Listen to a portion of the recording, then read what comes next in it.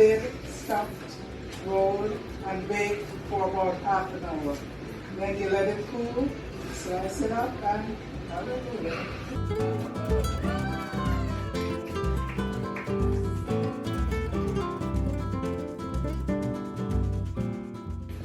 One participant from Colombia explained that they don't have a harvest season where they gather food and put it away for the winter because they have no winter.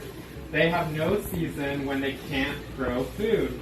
During the last month of winter, I focused on my thoughts of my garden while I drew pictures at the archive. This helped to sustain me here. Here I am in this photo in my prairie garden with the big sky, getting recharged for when the big snow covers everything. And it basically just looks like a nice, red, chunky, hearty soup. And the kids like it. There's chickpeas in it. We don't eat pasta really at home. So